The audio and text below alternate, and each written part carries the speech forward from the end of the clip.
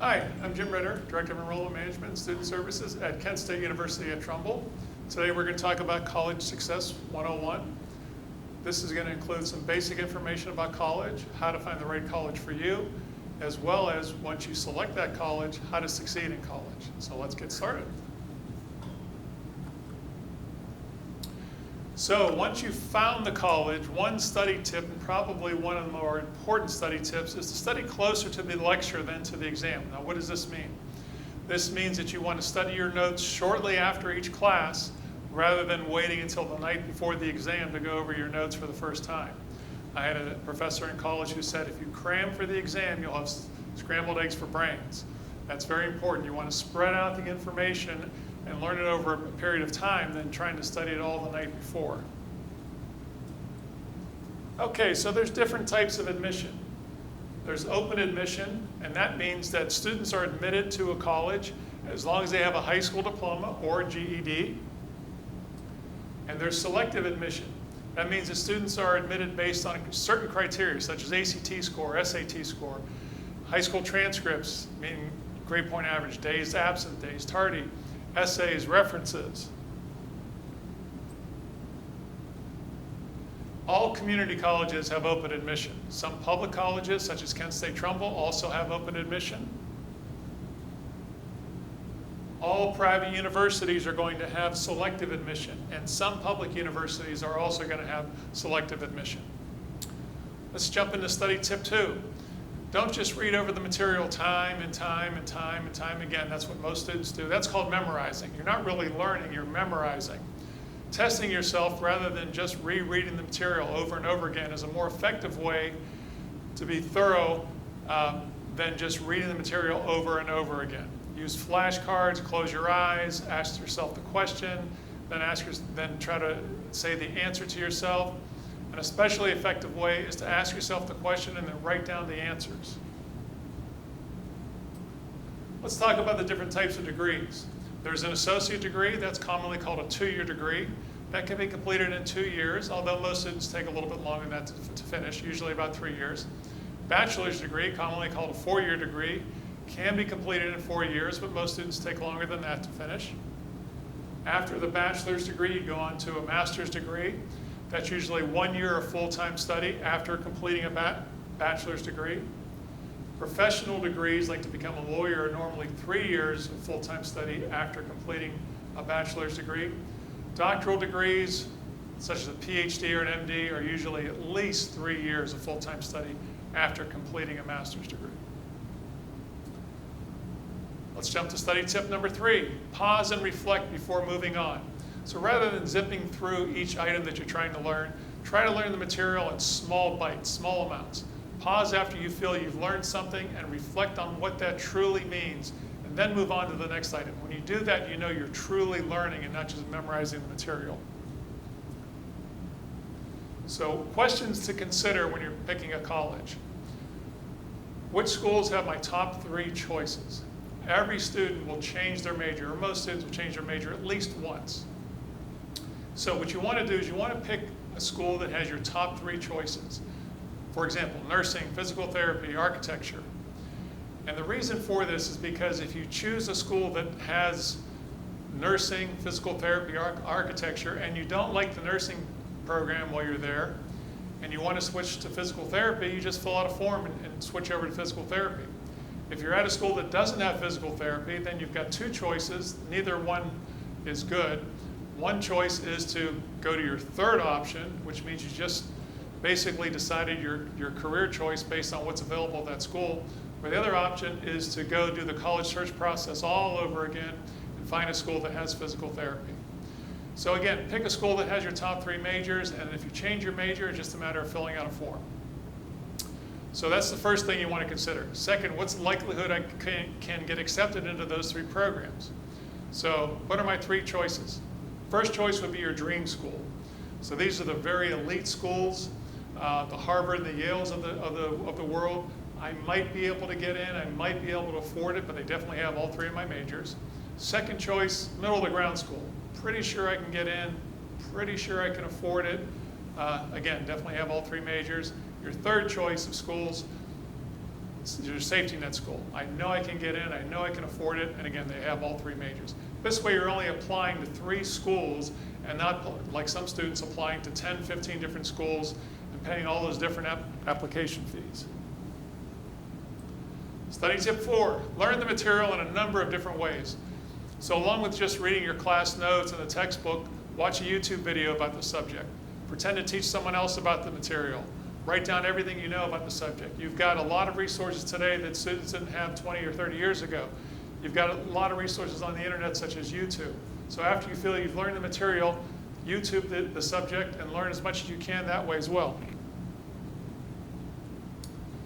The key to getting done on time when you go to college is to complete 30 credit hours per academic year. Most universities, most colleges are on the semester system, and most students will go fall and spring. If you do that, you want to take 15 credit hours in the fall, 15 credit hours in the spring. Most associate degrees are 60 credit hours. So if you take 30 hours 1 year and 30 hours the next, you'll be done in 2 years. You're going for a bachelor's degree, those 30 credit hours after 4 years add up to 120. But if for some reason you don't complete 15 hours in the fall, 15 hours in the spring, there's the summer term to pick up the difference. So let's say you only complete 12 hours in the fall, 12 hours in the spring, and you've only completed 24 credit hours after your first year, pick up 6 credit hours in the summer. Then you've met that magical number of 30 hours in that first year. Study tip number 5, study more than one subject each day. So rather than spending a great deal of your time studying on 1 or 2 subjects a day, spend smaller amounts of time on each of your subjects each day. Remember, when you're in college, get involved, because your degree is only one line on your resume. Your college experience is more than simply going to class. Consider getting involved in student organizations, volunteering, doing an internship, doing job shadowing, studying abroad. One of the questions you're going to be asked when you go into the interview for your first job is, what did you do outside of the classroom? And you're going to need to have something that you can tell that employer, potential employer, that you did outside of going to class. Study tip number 6, take steps not to forget. Remember, you'll retain 80% of something new if you learn it, that you have learned, if you review it within 24 hours. This review can be as short as 5 minutes. So remember, 80% of the things you'll retain if you review them within 24 hours. Begin with the end in mind. What is your dream job? So let's say you are thinking about going into business, and your dream job is to work for the Cleveland Cavaliers in their sales department. Well, how do you get to that job? Best way to do that would be to go to the Cleveland Cavaliers Human Resource Department and ask them what they're looking for in someone they hire in the sales department. If you don't want to travel to Cleveland, locally we've got the Mahoning Valley Scrappers. Go to their Human Resource Department and say, what do you look for in someone that you hire in your sales department?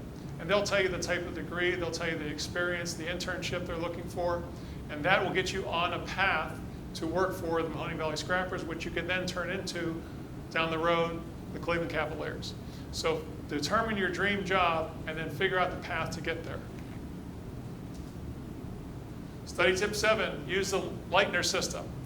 This sounds complicated, but all it is it's basically a card system where you write down the names of the topics on index cards, one topic per card.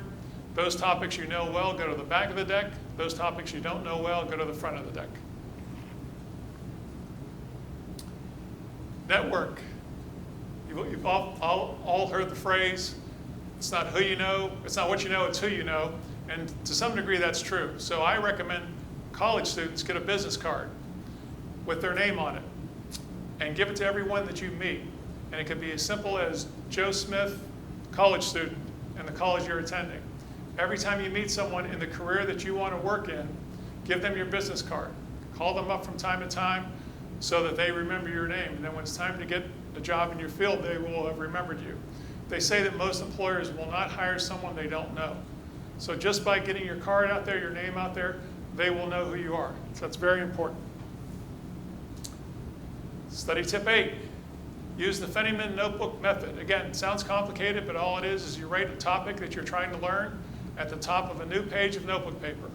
Then go through and explain each topic as though you were explaining it to someone else. Explain it to your dog, explain it to your fish, explain it to your boyfriend, your girlfriend, the neighbor, or just explain it to someone else. Resume. When is the right time to start creating your resume? The right time is now. Don't wait until your senior year of college to start putting down things on your resume, because you will not remember everything you've learned, everything you've done over the past 4 years. You want to start working on your resume before you enter college. And every time you do something, you put it on your resume. It's motivating for you to see all the things you've done and how it fills up your resume, but it's also going to reduce the chances of you forgetting something important that should go on your resume. Study tip 9, the SQ3R method. Again, sounds complicated, but it's really not. The S stands for survey briefly the information by reading over the entire piece of material you're trying to understand and get a general idea about it. The Q stands for question the material. This is done by simply asking yourself basic questions about the topic headings. The R stands for read the material carefully.